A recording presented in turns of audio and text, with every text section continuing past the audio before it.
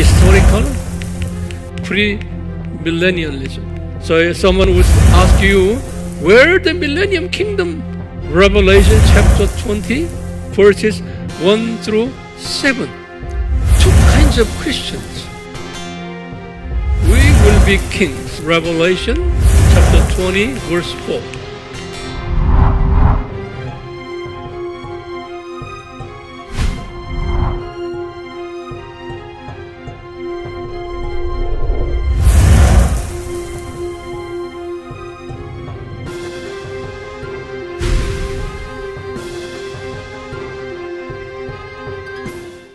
Say very hard on you because we've been dealing with very tough, difficult issues in terms of theological doctrines. The eschatology is one of the hardest, toughest in understanding, but it's very important for all of us, particularly during the end time.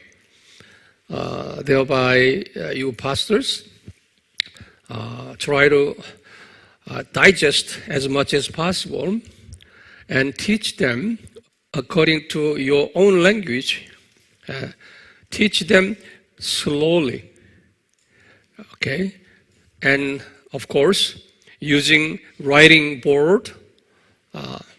Please, don't just stand and talk. They will not understand. As if they understand, but actually they will not. Therefore, as I speak slowly, so you do so. Just speak slowly, step by step. And repeat. Don't forget that repeat. And review it again. Now here, lesson 5 is continuation from lesson 4. Lesson 4 was, what was early church Christians' hope? Okay? Early church. Now, when we talk about early church, what is early church? What is early church? We studied already. Early church means here BC 4 and AD 30. This period, it's what? First coming. First coming. From this period up until when? 590. 590 is the year what?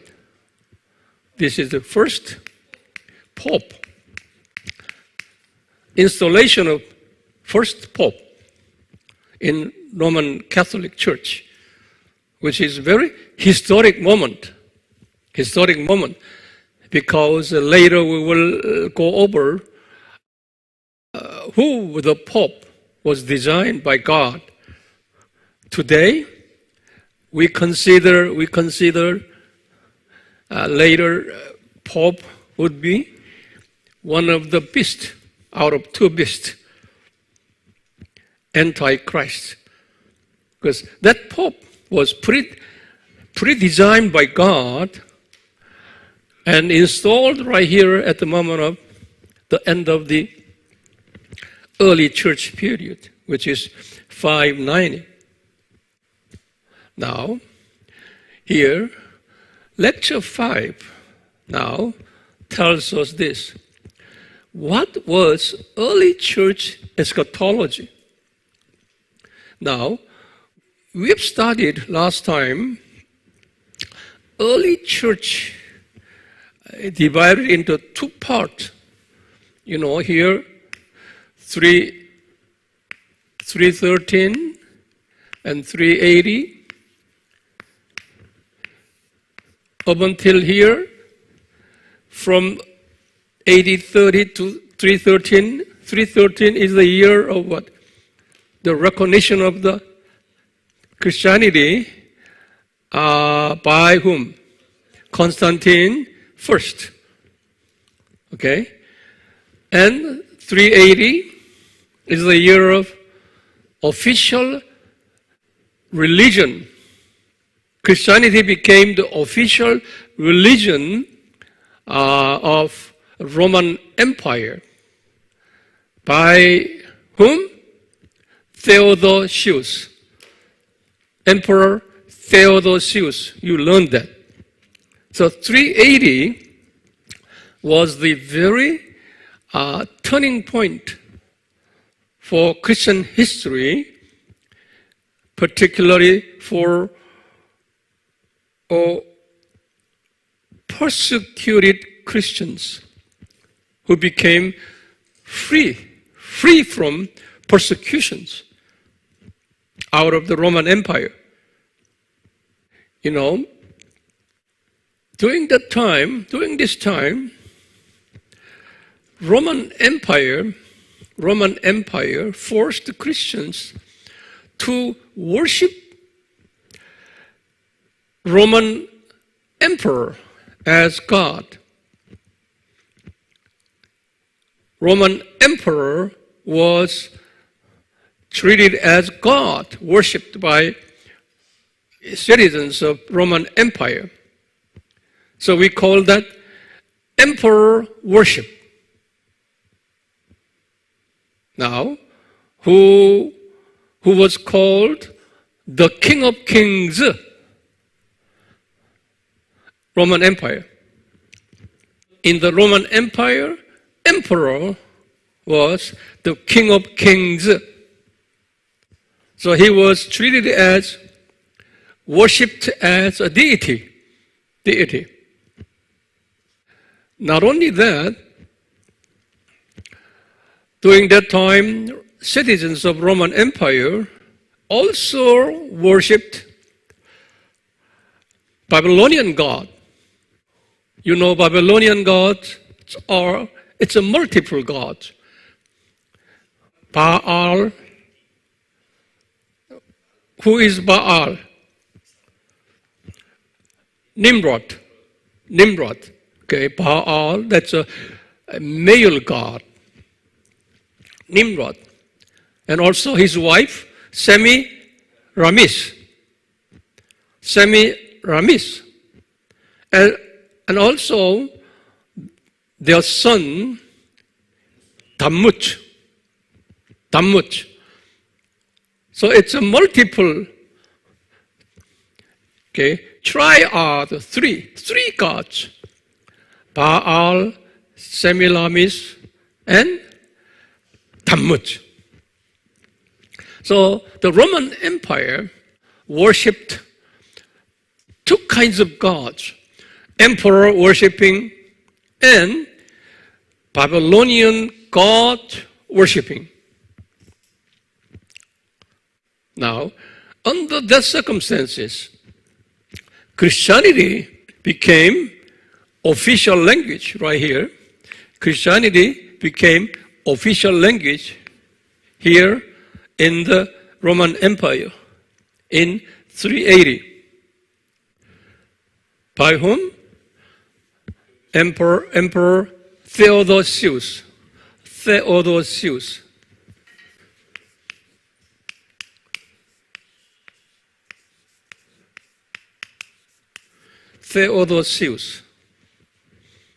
Okay? 313, what is the name of that? Constantine.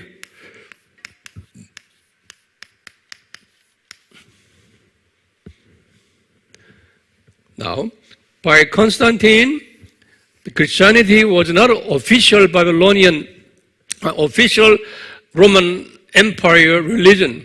Christianity was accepted as one of the religions. Okay?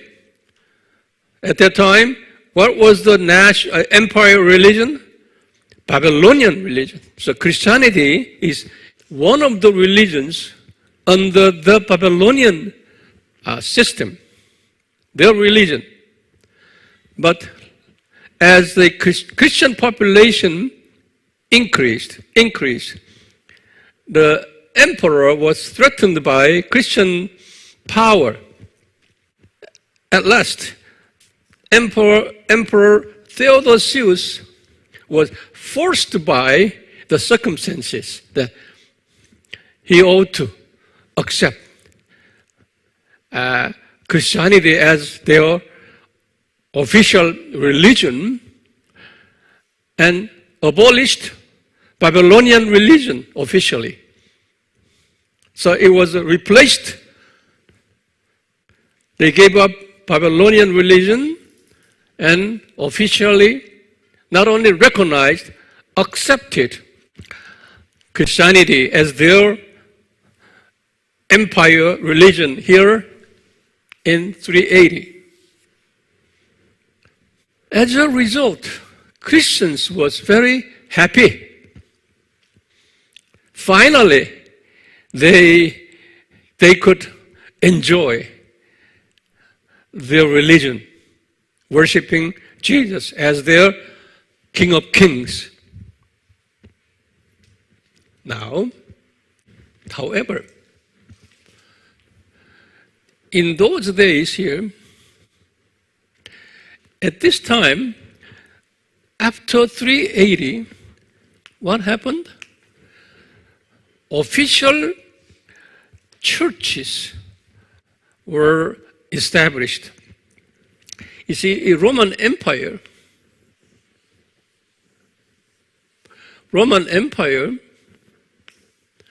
as I told you before, this is Italy, Greece, Turkey, and Jerusalem and Egypt, all these Roman Empire. Okay. Now, upon the official recognition of Christianity, and in the Rome, they established a church. It's called Roman Catholic Church. So this is a Roman Catholic Church. They installed the Roman Catholic Church. And here in Greece, in today's Istanbul, at that time was Constantinople. They got the name is Constantine. Okay, there's Constantinople, today's Istanbul. They established a Greek Orthodox Church. Greek Orthodox Church. And also here in Syria, there is Antioch. This is Antioch, Syria. They created Syrian Orthodox Church. Syrian Orthodox in Antioch. And over here in Jerusalem, they created Jerusalem Orthodox Church. And in Egypt here, in Alexandria, they created Egyptian Coptic Orthodox Church. We studied already. Egyptian Coptic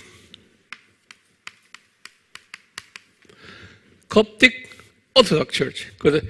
Okay. So how many churches did they establish? 1, 2, 3, 4, 5. So church historians called these 5, says 5 districts. 5 districts of churches in Roman Empire upon 380. 5 districts of church. Let me repeat. Roman Catholic Church, Greek Orthodox Church, Syrian Orthodox Church, Jerusalem Church, and Egyptian Coptic Orthodox Church. Okay? You teach them to your people by way of drawing this brief map. Without the map, difficult for understanding. Got it? Now, in these 5 churches, as usual, 2 kinds of Christians mixed within those 5 churches. 2 kinds of Christians. First kind is what? First kind we call Sunday Christians.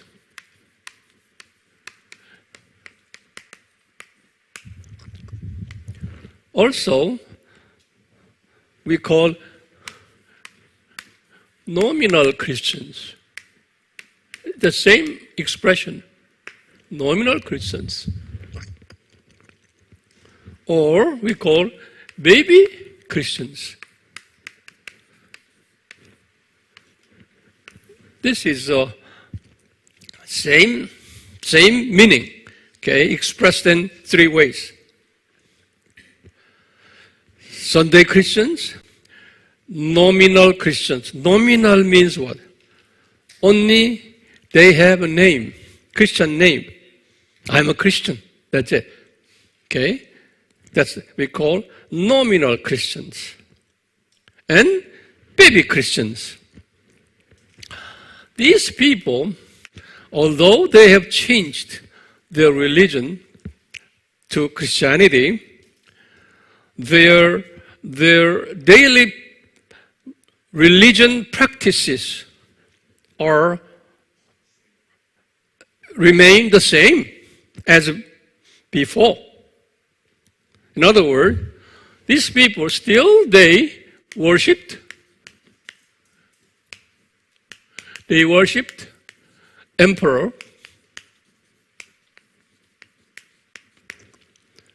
also they worshipped Babylonian god,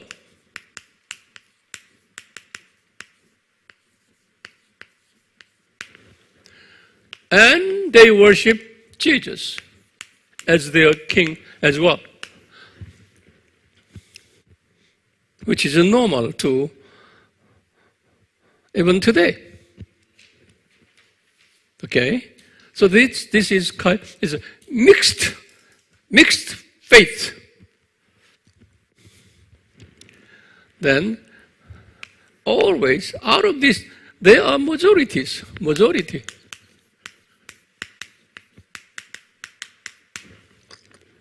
Christians.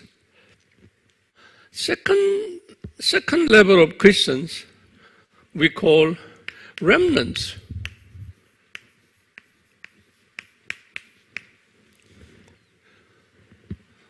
Or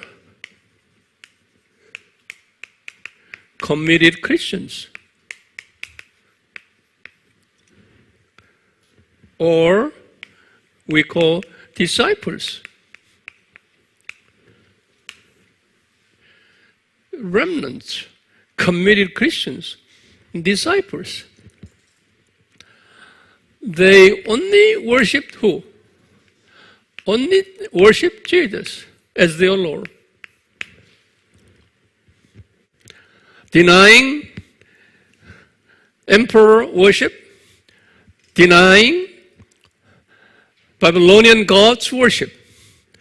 Nothing but worshiping Jesus. They are minority. Always as usual. Now, what would happen to them because of their faith? Of course, persecution.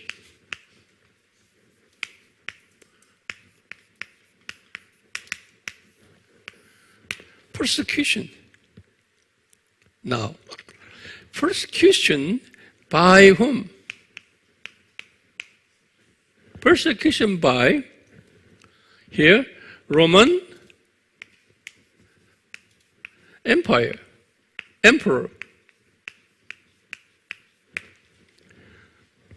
And persecution by whom?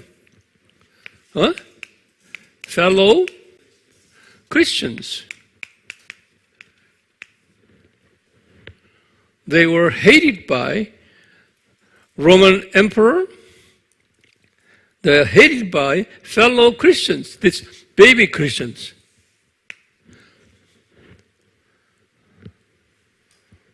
Baby Christians. Then, let me ask you, what would be their hope? These people, their means these people. What would be their hope? Their hope at that time, they're hoping Jesus will come, Jesus will come, Jesus will come.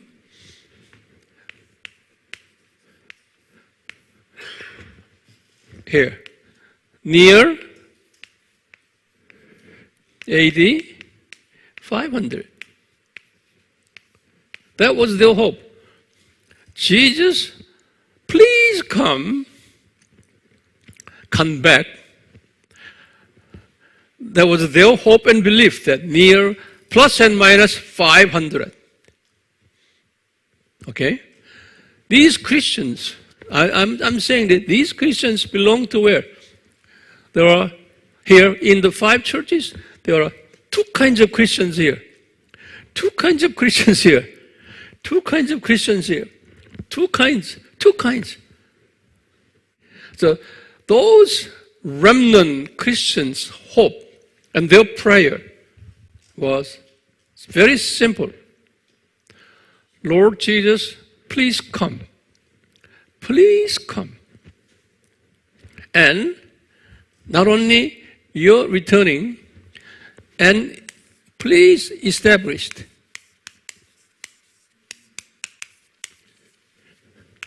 millennium kingdom. Please establish millennium kingdom. This millennium is what? It's a literal 1,000 years.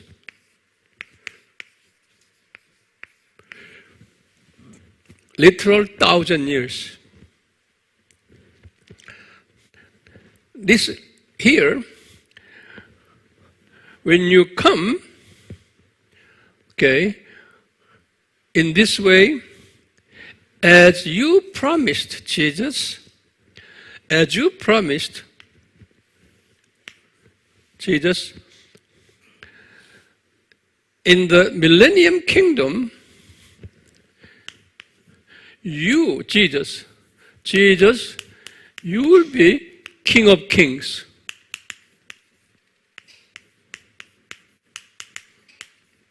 You will be Jesus in the millennium kingdom. You will be King of Kings. Then, Jesus, we will be kings. We will be kings. It's over here, Revelation chapter 20, verse 4. Revelation chapter 20, verse 4. They quoted that particular reference. We will be kings. Not only that, after millennium kingdom, there will be a new heavens and earth. New heavens and earth. In the new heavens and earth, we will be serving Jesus as a king, promised here in Revelation 21:24.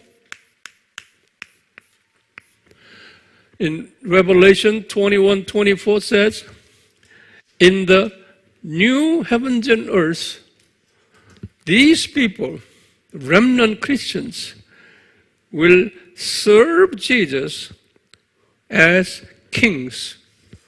So don't forget here, Revelation 20, chapter 20, verse 4, and Revelation 21, 24. So let me say again. They believe with this. In 500, it will be a millennium kingdom.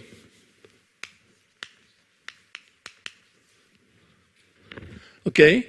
In this millennium kingdom, who will be a king? King of kings?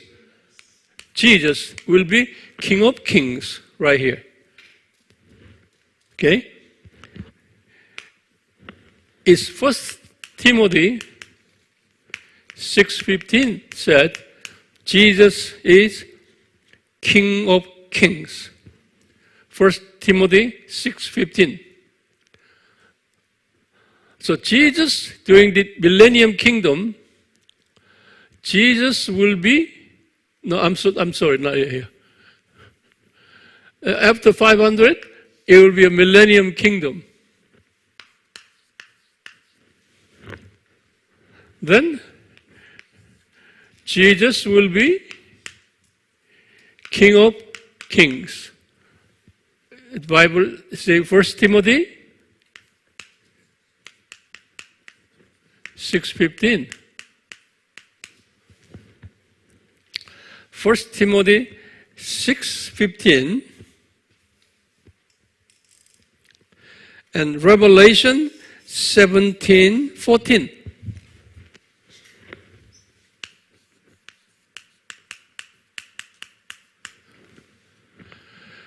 Now, this millennium kingdom, Jesus will be King of kings. Also, we will be, who are we? Remnants. Okay? Remnants will be, there will be a king. Where in the Bible? Revelation 24. Okay? After millennium kingdom, there will be a new heavens and earth. New heavens and earth. Also, Jesus will be Jesus, King of kings, and we will be king. Here, Revelation 21:24. It's a little complicated here.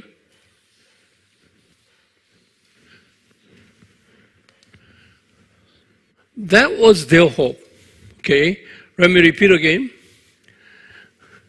Christians here, in this period, two kinds of Christians. Who they are? Sunday Christians, baby Christians, nominal Christians, and remnants. Okay, in this period. Now, this remnant had been receiving persecution. Persecution by whom? Roman emperor and fellow baby Christians. Now, what was their hope? Remnant's hope? Jesus come at least near 500. Come. After you come, and we know, as you promised, you will establish millennium kingdom. Okay? That millennium kingdom, it's a Revelation chapter 20, 1 through 7. In Revelation chapter 20, verse 1 to 7 has a story on millennium kingdom. So if someone would ask you, where the millennium kingdom in the Bible? Then you will say, yeah, millennium kingdom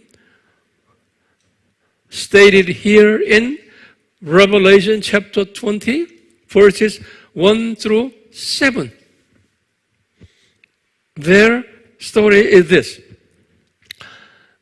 Archangel Michael will arrest Satan,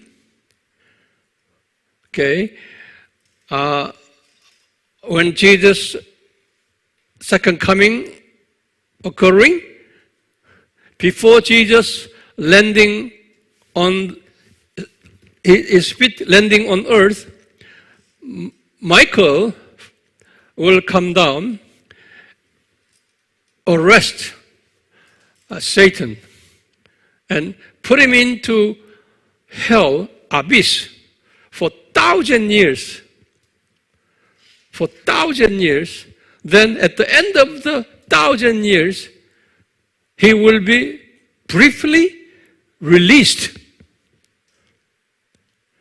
That story is recorded here in Revelation chapter 20, verses 1 through 7. Okay? The 1,000 years, these people here took the 1,000 years literal way. Literal. Literal means actual 1,000 years. Okay? So they believed, Jesus, please come and you established 1,000 years kingdom as John describes here in Revelation 20, verses 1 through 7. Okay, 1,000 years kingdom. And you will be King of Kings. Then we will be kings. And serving fellow Christians. That was their belief. Not only that, at the end of the 1,000 years, as you promised, you will establish new heavens and new earth. There also, Jesus, you will be King of Kings, and we will be kings, serving you eternally. Serving you eternally. Here in Revelation chapter 21, 24 says. Now, this belief, this eschatological belief, okay, held by those early Christians, and theologians calls this belief calls historical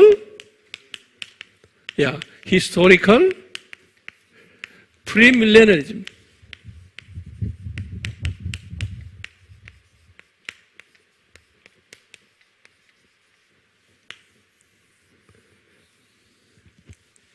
Historical premillennialism.